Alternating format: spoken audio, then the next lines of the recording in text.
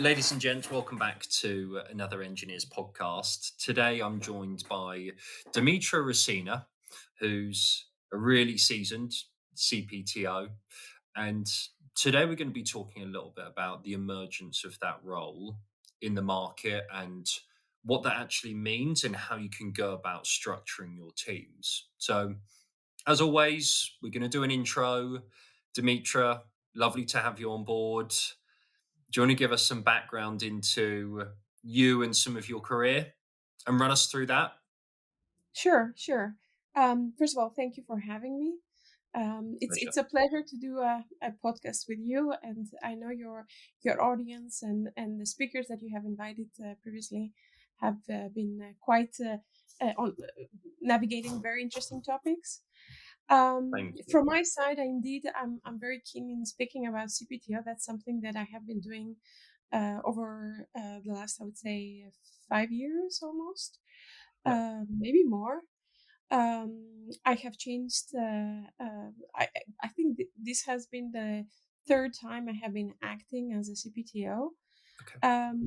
and yeah, it's a role that speaks a lot to my values about how to build product software. I have started as from the engineering side in my career. My studies were um, pointing towards hardware and electronics and that type of engineering. I landed on the software side of it and never looked back. But more challenges and interesting topics came my way. And I started combining engineering with product quite early on, getting onto the product side from a technical product management perspective and running a full R&D department, um, being a technical director in delivering value to customers. So it was very quickly in my career, my exposure to business and bringing that closer to me than I Yeah. would think somebody that is working internally on a product as an engineer. And that led me quite to interesting journeys, taking both the responsibility of product and engineering on leadership roles, acting as a CTO, CPO, and lately the CPTO responsibilities. Um, Maybe one last thing to add to that, Yeah.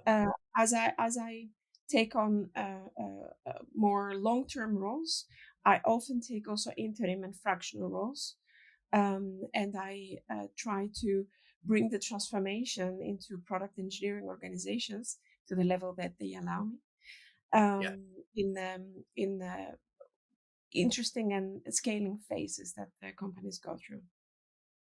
The level that they allow me is an interesting point. Um, I do want to touch on where do you think the emergence of the role has come from? Because it's a recent thing. It Um, feels that way anyway. maybe less recent as a trend. I think the signs for it have come quite a long way back. At Forbes, the merging of a CPTO as an article went out on 2020. So it's been a little bit longer, I think, for the market to catch up with it. But today, if you would look on LinkedIn and search for CPTO or CTPO, depending on the flavor, you will see actually many people transitioning to this type of role. And I think the reason for that is the understanding of the necessity to collaborate deeply for product and technology in order to deliver customer value and business value alongside with the innovation and the speed that needs to take place. It basically positions that cooperation on a strategic level rather than on operational level. And I think that's really a sign you will see, especially on scale ups. Um, I will name one, I would say, very well known person that, to my surprise, also had that role. Yeah. That's Marty Kagan, Okay. who has been a CPTO at a company, and he's a partner at Silicon Valley Product Group. Very influential person, really. I think has changed the way product and engineering teams operate together. Okay. I'd love to dive into that. And Silicon Valley Product Group, it's really funny you say that. I was lying in bed yesterday evening and I was flicking through them. And actually, some of those names popped up. So bizarre. But I think touching back on that point of teams collaborating with one another and really understanding how the structure of an organization can change with the emergence of this role. Let's say emergence, but I think, like you say, it's a very strategic decision to have someone in this place. How does it change the structure of teams and how maybe they work with one another? I think uh, I think it elevates the conversation on a C level on becoming an outcome based organization. That's really, I think, the change, because nothing changes from the fact that you still need the expertise and the craft of engineering and the expertise and the craft of product or design teams, and individual leaders operationally organizing that work. um, it's the same as you have a CTO, but of course you still will have an architect as part of the mix, right? In the same sense, you would have a CPTO, but you would probably also have a head of product and a head of engineering, or VP product, VP of engineering, to operationalize those strategic initiatives that you decide on executive level. I think what changes is the level of cooperation that you see within the teams, and perhaps to the level that really gets to the chance to be implemented, because it does take a transformation for the organization to adopt this, is the fact that the teams become even more cross-functionally balanced. So both sides are get to have what they need in a closer proximity for them to operate and deliver on the outcome that is expected from them. So I think it's a positive change, making the teams even more empowered to deliver on the outcome. Okay, that's really interesting. And I think we've spoken about this winning by design, winning mentality. How do you think that empowerment actually helps teams perform better?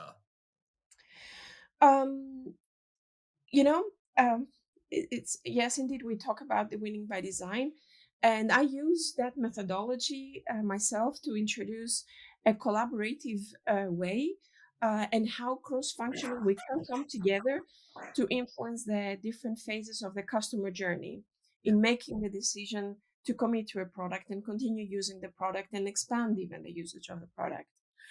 So the way that it benefits those that actually do work with this type of structure is that basically um, you make faster decisions. There is a transparency towards goals. There is not hidden agendas on where to invest what type of resources. um, you move away from a project minded organization to an outcome minded organization, and I would say that's probably the biggest win, because each component, each department in the organization is not siloed. They don't own individually just a slice of the pie, but together, you are putting together a very successful recipe for winning, because all parts that actually contribute to the winning are present at the moment. You don't have delays to align. So I would say more effective investments in the efforts that are strategic, and maybe a good after effect from that is that the depth that you're creating as in the engineering side is not handled as a crime or as a unfortunate incident. It will be handled and justified as an investment because there's actually somebody in the board to articulate in the favor of it and position it on a business context. And that makes a huge difference for the customers that typically get to hurt from a possibly lack of quality that the debt could bring. Yeah, okay.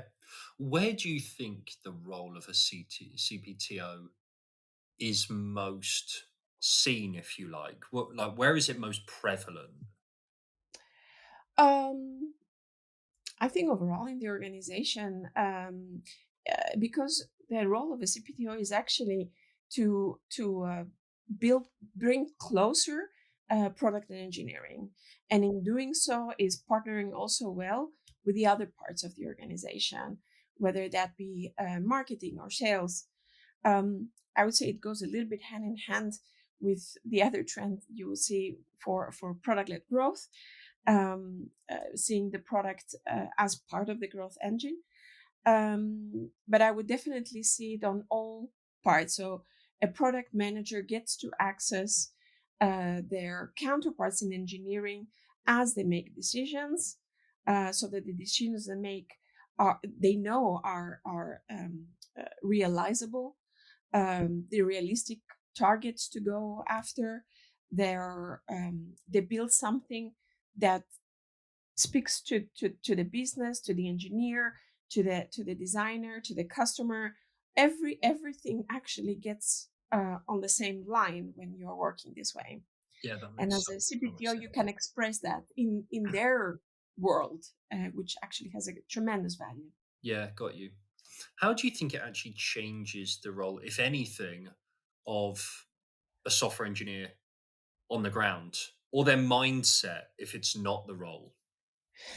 Um, I would say the biggest change is that the engineer starts to become part in the conversations on what to build and how, not only just how to build it, but also what to build. Because the CPTO is just simply an organizational structure, a little bit in the hierarchy, but that is translated also further to the teams themselves. So an engineer, um, when it's properly implemented, is part of the conversation that gets a seat on the table. They're not mercenaries to execute just what they're told. They're become part of the mission. They're going after an outcome in a collaborative way. So that empowerment that you get to have from the within executive level cascades down, and actually you get to be involved in the product decisions, and you really embed in that the explanation of the whys of the growth. You know, it's a commitment of the investment that you are part of. Yeah.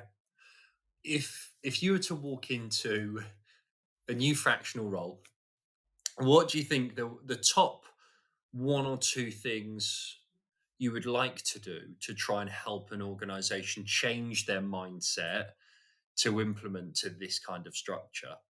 I would say the first thing that I normally do is understand how decisions are being made. How is prioritization done? Are there business cases that support those decisions, and whether it's evidence based? When you have that mindset, then you can start steering towards an outcome. If you just build because that's what you're being told to build with inadequate justification, then I think there's a lot of work to be done to go away from that type of mindset and allow the different expertise to contribute in making those decisions in an informed way. Data has a big part of it. Transparency has a big part of it. Um, in a fractional role, that's why I say it depends on how much I would be allowed to influence that. Is the question, are they willing to make a commitment to transition to an outcome based organization? And if that's the case, then yeah, there's a lot of things to change on the way that the company operates. Yeah. I think I look at it, and we're hopefully going to talk in the next couple of months just how powerful this can be for users or customers. But I think the organizational structure change to help software engineers think more like innovators and builders and being more product minded, it can only really affect your users and customers. Right, wrong, and maybe why. 100% correct. It's because product designers and engineers all carry a piece of the puzzle of how the product is built and what can you do with the product. It's not unlikely that an engineer may come with a great solution that simply doesn't come across somebody that doesn't have that level of affinity with the product itself. So having the diversity of inputs in the decision making process, I think is super valuable. And having people that are motivated and aligned and carry with you that decision can only have a benefit for the customer, because together you're striving to serve the needs of the customer. And one not unusual thing to go for is to implement continuous discovery habits within your teams, Okay. because the teams can actually operate in a more coordinated way. Yeah. Continual evidence. I Absolutely. I've started to speak to people a lot more about this topic, and I spoke to a company a few weeks back about experimentation culture, and it's becoming more and more a thing. Really understanding user consumer behaviors, mindset, how they do things, and that's why I think it can only really give your software engineers so much power to build the right thing, really being at the face of what a customer's doing, how they may be using your platform, just being really, really involved. Absolutely. And it's not only at that moment to be able to provide input on what you have built, but also being able to maintain knowledge and learnings from experiments that have executed and did not bring the validation perhaps that you would have hoped they would bring. So understanding also what doesn't work, being able to move along the product closer to what the customer needs, is a continuous journey. It's not a, you build, you release, and off you go. Yeah. That's why it's a product, right? It needs to continue evolving and being continuously discovering what is the need that is in alignment with the business growth ambitions. I think that's really the sweet spot in how teams can deliver better products Yeah. for businesses that actually can serve the customer. Why don't you think organizations are adopting this organizational structure? Um, Lots of reasons I can think of. It is not unusual that people feel comfortable owning things, right? Um, um, in any company I have gone, there is a conversation about who owns what metric. How do you influence what? Um, I try to neutralize this and actually showcase that, in fact, it's about understanding what the product is. It's not. It's an inside out approach. If you consider the product in, I don't know,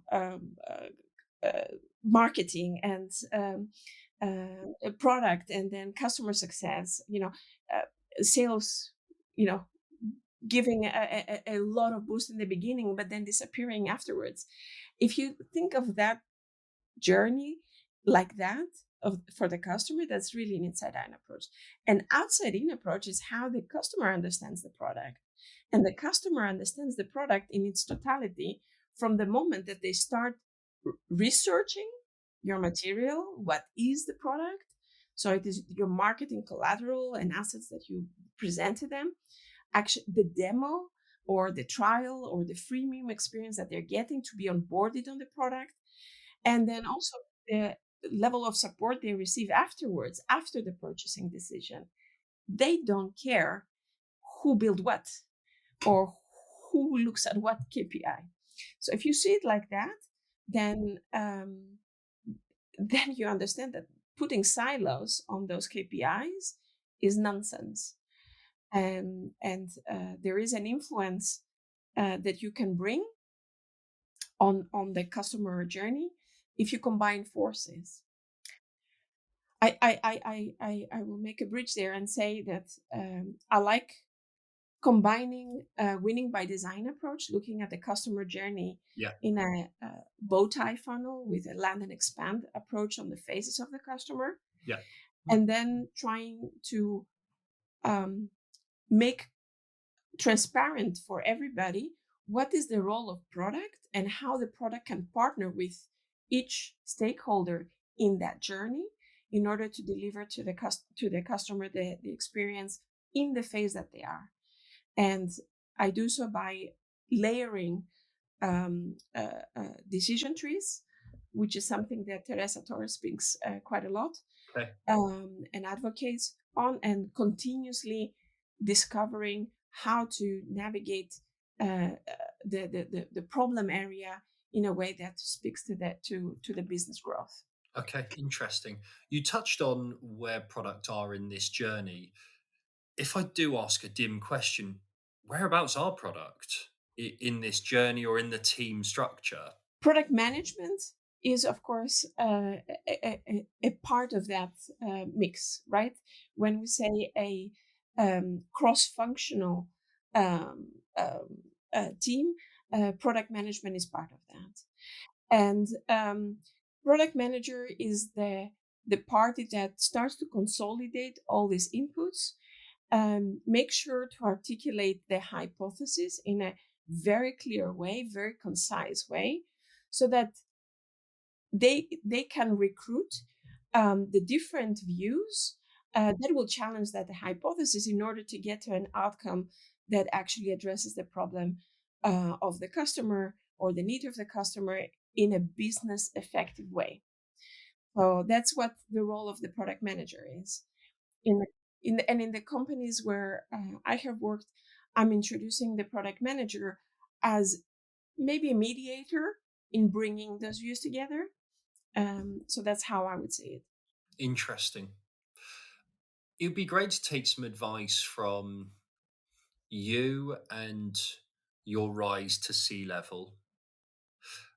What do you think are a couple of golden nuggets that you could share with people that you've learned along your way in your career that'll be really valuable for other people who probably aspire to get to the level that you're at the moment? I think the biggest thing that made for me the change was the realization between being and doing. Okay. So when I was moving from T to P, from technologist to a product person, I was executing product management. I was doing product management. Um, and I was part of management teams and wearing the hat, perhaps, of the product representative in those teams. But I was doing without being, because I was not um, speaking the language of my Yeah. counterparts in the boards. And the language of my counterparts is the language of the business and the language of finance. So for me, the biggest transition was really when I spent time, I invested in myself to learn finance, to build solid business cases, financial modeling, because you cannot defend a strategy if you cannot justify investments versus a return. And if you just name people that you will put in teams, then I think you are underservicing the business, but also the customer, because the investments then are underestimated for what it is that you can do for them. I think the self awareness on that is pretty incredible. you obviously had the capability to understand what language you needed to speak at a board level, and a lot of people who are on boards are very interested in the financial growth of the business. How did you go and learn financial modeling? I was First of all, I was not aware of it in the beginning. Okay.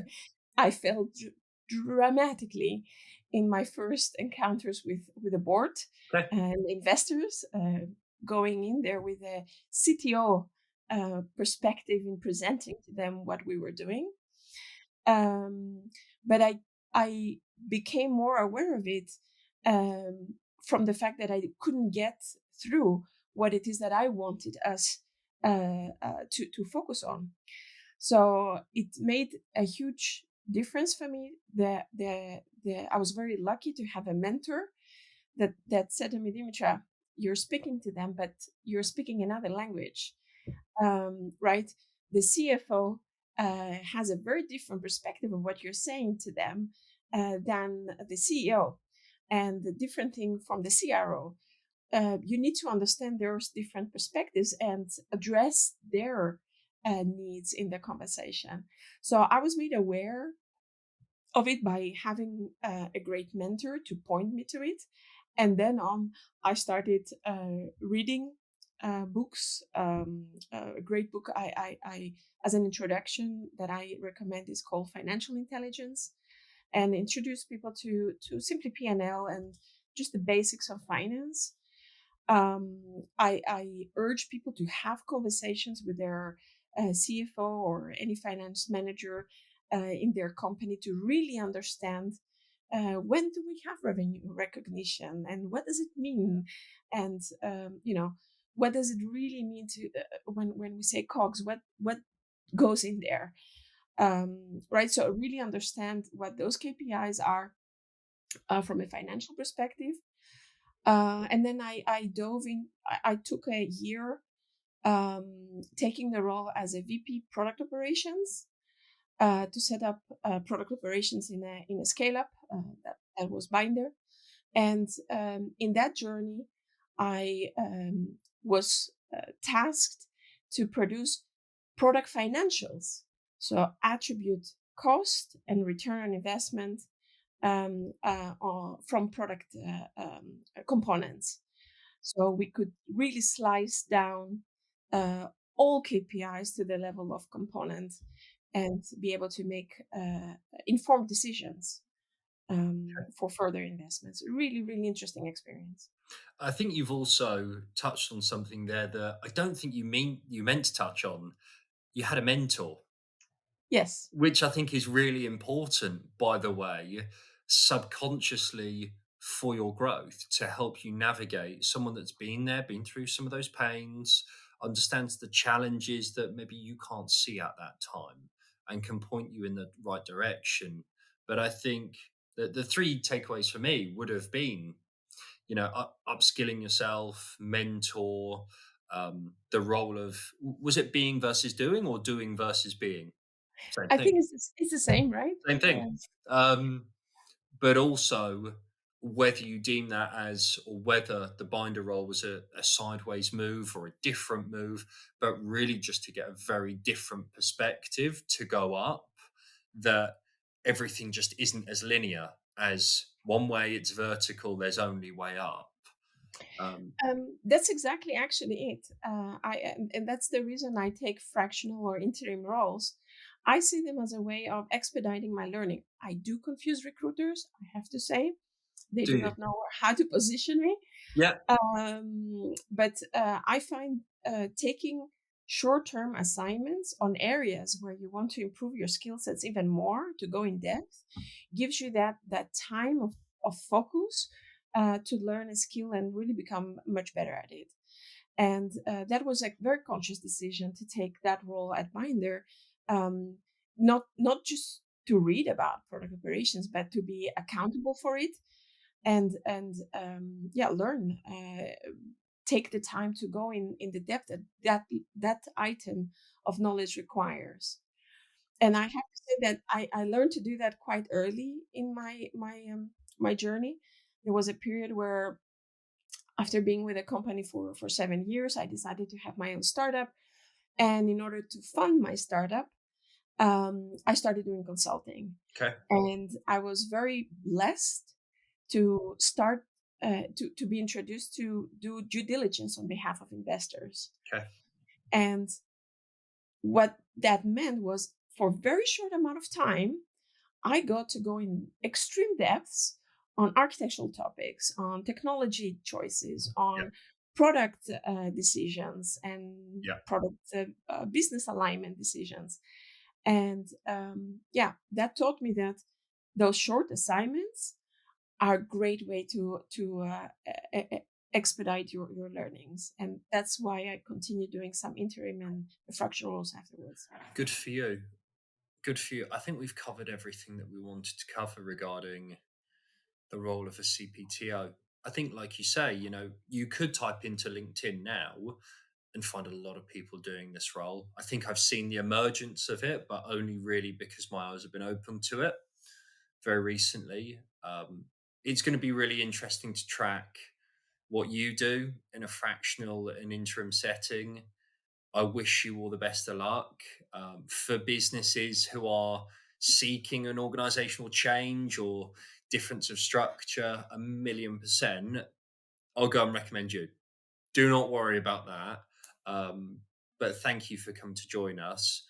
Massively appreciate it. And I think it's really good understanding for our audience, who are mainly software engineering focused, 95% give or take, to really understand, the importance of what other structures are out there, and how can they harness their skills in a better way. I really appreciate the opportunity to speak about something that I'm really passionate, See. and get to meet you better, and really, hope that triggered a bit of the interest for people to dive into topics that are not their everyday choice. No, for, That opens opportunities. for absolute sure. And I think for everyone listening, there's links to everything that we've discussed for people to have a look, Dimitra's page, and any other relevant information that she sees fit, and likes, shares, support. It's all massively appreciated. And follow Dimitra, follow some of her work, connect with her on LinkedIn, and keep a close eye on the emergence of the CPTO role and difference of structures. And from everyone at Engineers, it's bye for now. Hey guys, thanks for watching this episode. Massively appreciate you listening and checking in with us. If you want to find out more about us and what we're doing, please check us out on social media. What we're trying to do at Engineers is build a community to drive knowledge sharing and experiences. On Twitter, we can be found Engineers.io. It's no underscore.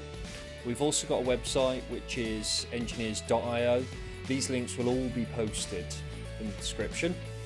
Any feedback and comments are massively appreciated. We're always looking to improve on where we can. Thanks, guys.